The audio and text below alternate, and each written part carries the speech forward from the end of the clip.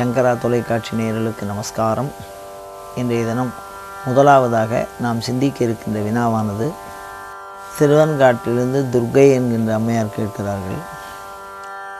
தீப்பொறி பட்ட ஒரு வஸ்திரத்தை கட்டிக்கலாமா அப்படின்னு கேட்குறாங்க. அதில் என்ன சாஸ்திரம் இருக்குது அப்படின்னு.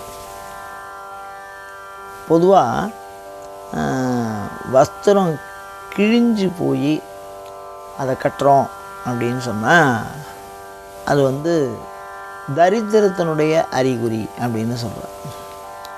அப்படி கிழியறது ஏதோ வறுமை, நம்ம கட்டிக்கிறோம், தைச்சு கட்டிக்கிறோம் அப்படிங்கிற ஒரு நிலைமை வர்றபோது மனதில் ஒற்றுமையின்மை, வஸ்திரம் கிழியறதுங்கிறது மனதில் ஒற்றுமையின்மை, அதாவது நம்மளுடைய நண்பர்களுக்கு கூட ஒரு பகையை உற்பத்தி பண்ணோம் அப்படின்னு அந்த வஸ்திரம் இதனுடைய அறிகுறியை சொல்கிறான். வஸ்திரம் கிழியக்கூடாது. அப்படி கிழிஞ்சால் ஒற்றுமையின்மையை ஏற்படுத்தும். இந்த வஸ்திரத்தை வச்சு அவ்வளோ சகுனம் சொல்கிறான். அதே மாதிரி நம்ம கல்யாணம் இந்த மாதிரி ஒரு முக்கியமான ஒரு சடங்கில் இருக்கும்போது வஸ்திரத்தில் தீப்பொறிப்படுது அப்படின்னு சொன்னால் அவர்களுக்கு அந்த பிராயச்சித்தம் பண்ணணும்னு சொல்கிறார். காரணம் என்ன அப்படின்னா, அடையக்கூடிய லட்சியத்தில் ஊறு இருக்கிறது, எதிர்பாராத விளைவுகளால் துன்பம் வரும்னு சொல்கிறோம். நம்ம சடங்கில் ஏதாவது ஒரு சடங்கு பண்ணுவோம், ஒரு பூணல் பண்ணுறோம், ஒரு கல்யாணம் பண்ணுறோம், அந்த மாதிரி ஒரு நல்ல சடங்குகள் பண்ணும்போது ஒரு பூஜை பண்ணுறோம், ஆற்றுல ஒரு வஸ்திரத்தை கட்டின்னு பூஜை பண்ணுறோம், அதில் ஒரு பொட்டு தீப்பற்றுறது அப்படின்னு சொன்னால் அது எதிர்பாராத விளைவுகளால் ஏற்படும் துன்பத்தை முன் அறிவுறுத்தலாகும். அதனால் அந்த வஸ்திரத்தை விலக்கிட்டு, பூஜா காலத்தில் அந்த மாதிரி வந்ததுன்னா அந்த வஸ்திரத்தை விலக்கிடணும்.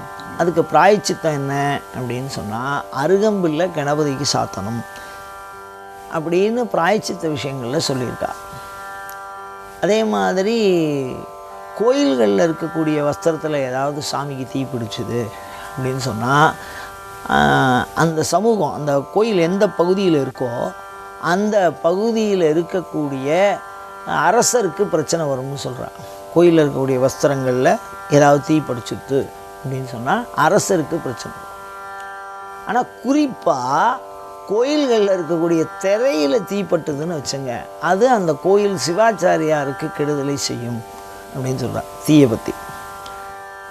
அதுக்கு பிராயச்சித்தமாக அகோராஸ்திர மந்திரம் ஜபம் பண்ணணும், இல்லை அகோராஸ்திர மந்திரத்தை ஹோமம் பண்ணணும் அப்படின்னு சொல்லியிருக்கா.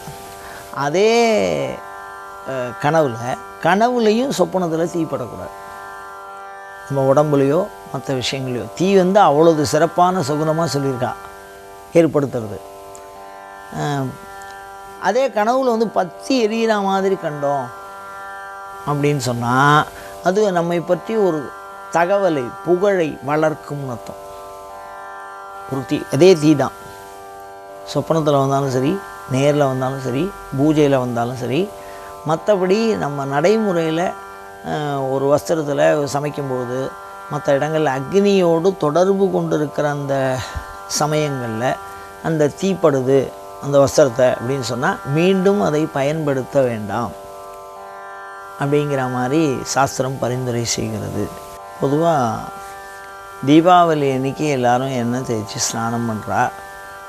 அது எல்லோரும் உலகறிஞ்ச வழக்கமாக இருக்குது. இந்த மாதிரி ஸ்நான விதிகளில் எண்ணெய் தேய்த்து குளிப்பதை பற்றி ஏதாவது சிறப்பு அம்சங்கள் உண்டா, அதை சொல்ல முடியுமா அப்படின்னு ஒரு நேயர் கேட்குறாங்க. சனி நீராடு அப்படின்னு ஒரு சிறப்பு, சனிக்கிழமையிலேயே எண்ணெய் தேய்ச்சி குளிக்க சொல்லி ஒரு நீராடுனாலே குளின்னு அர்த்தம். இப்போ சனி நீராடு அப்படின்னு சிறப்பாக சொன்னால் இந்த எண்ணெய் குளியில் தான் மிகச்சிறப்பாக சனி நீராடுன்னு சொல்லியிருக்காங்க. அதே மாதிரி இன்னொரு சாஸ்திரத்தில் என்ன சொல்கிறா, வாரம் 2 முறை அப்படின்னு சொல்கிறா. வாரம் புதனும் சனியும் எண்ணெய் தேய்த்து குளிப்பது என்பது மிக உடலுக்கு நலனை செய்யும் அப்படின்னு சொல்கிறான். இந்த எண்ணெய் தேய்ச்சி குளிக்கிறதுங்கிறது உடல் சார்ந்து ஒவ்வொருத்தருக்கும் 3 விதமான பிரகிருதி, வாத பிரகிருதி, பித்த பிரகிருதி, கப பிரகிருதின்னு இருக்குது உடல். அதில் எந்த ஒரு நிலை தன்னுடைய உடல் எந்த ஒரு தன்மை உடையது அப்படின்னு தெரிஞ்சு அதுக்கு தகுந்த மாதிரி எண்ணெய் ஸ்நானம் பண்ணணும் அப்படின்னு சொல்லியிருக்காங்க. அதே மாதிரி செல்கள்லாம் அழியாமல் இளமையை காப்பாற்றிக்கிறதுக்கு ஒரு சில சிறப்பாக மூலிகைகள் சார்ந்த எண்ணெய் தேய்ச்சி எண்ணெய் ஸ்நானம்ங்கிறது சொல்லியிருக்காங்க.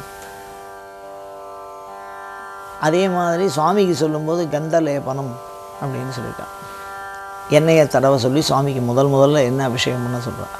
அதில் சில மூலிகைலாம் அந்த காலத்தில் இருந்ததுன்னு சொல்லியிருக்கா. பிற்காலத்தில் அது இல்லாமல் அப்படியே கொஞ்சம் கொஞ்சமாக குறைச்சின்னு வந்துருக்கு. அந்த எண்ணெய் அபிஷேகம் பண்ணி அந்த மூலிகை சார்ந்த அந்த எண்ணெய் அபிஷேகம் பண்ணி அந்த ஜலத்தை பிரசாதமாக கொடுத்துருக்கா நிறையா பேருக்கு, வியாதி பாதிக்கப்பட்டவாளுக்கு. அது நிவர்த்தியும் ஆயிருக்கு. இப்போ இந்த எண்ணெய் தேய்த்து குளித்தல் அப்படிங்கிறது உடல் ஆரோக்கியத்தை தரும். இருந்தாலும் பிரகிருதி சார்ந்துக்கணும். அவாவாளுடைய பிரகிருதி சார்ந்து அதை சொல்லியிருக்கான். பொதுவியல் நீதியாக ஒரு சமூக நீதியாக சாஸ்திரங்கள் சில கருத்தை சொல்லும். சனிக்கிழமையில் புதன்கிழமையில் எண்ணெய் தேய்ச்சி குளிக்கிறது நல்லது. அமாவாசை அன்னைக்கு இதை அன்றைக்கி தீபாவளி அன்னைக்கு எண்ணெய் தேய்ச்சி குளிக்கிறதுங்கிறது சுவாமியினுடைய அனுகிரகம், பாவத்தையும் போக்கக்கூடியது. அன்றைக்கி மாத்திரம் எண்ணெய் தேய்ச்சி குளிக்கிறது பாவ நிவர்த்தி சிறப்பாக சொல்லப்பட்டிருக்கு. மற்ற நாளில் ஆரோக்கியம் சொல்லப்பட்டிருக்கு, உஷ்ணத்தை தணிக்கிறதா சொல்லப்பட்டிருக்கு.